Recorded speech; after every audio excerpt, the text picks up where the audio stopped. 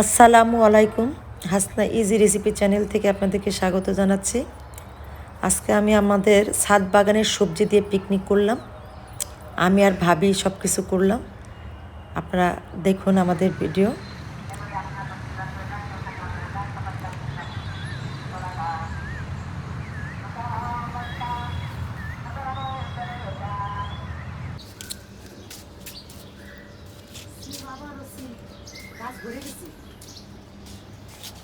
মাঝখানে চিনি হয়েছিল গা, শেষের দিকতে ফুলটা ভাবি ভালো হইতেছে।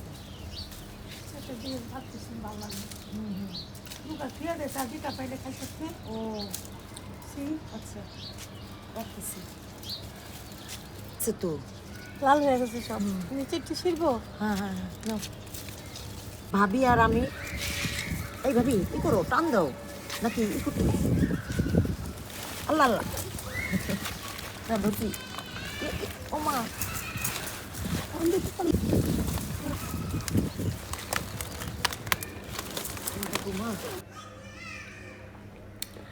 আমাদের ছাদ বাগানে অনেক ফুলকপি হয়েছে, কয়েকটা বড় হয়েছে আর বাকিগুলো ছোট ছোট। তো আমি আর ভাবি মিলে এত চেষ্টা করলাম, কারণ আমের ঝুড়ির মধ্যে পলিথিন বিছে আমি এই ফুলকপি গাছ লাগাইছি। আর সিম দেখলেনি তো। তো শুধু আলুটা ছাড়া সব সবজি আমি ছাদে, ফুলকপি, সিম, তারপরে হলো রসুন পাতা, টমেটো, কাঁচামরিচ।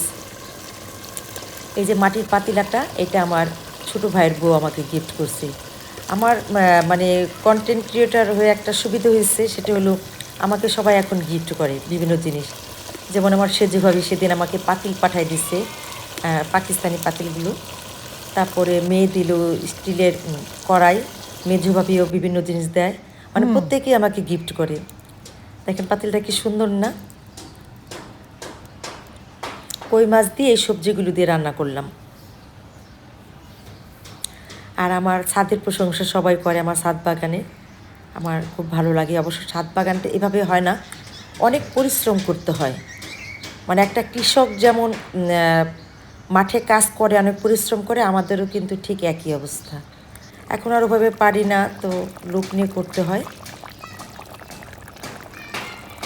আমার এই রান্না কেমন হলো অবশ্যই আপনারা কমেন্টস করে জানাবেন। আপনারা অবশ্য সুন্দর সুন্দর কমেন্টস করেন, ভালো লাগে, উৎসাহ লাগে। দেশি কই মাছ,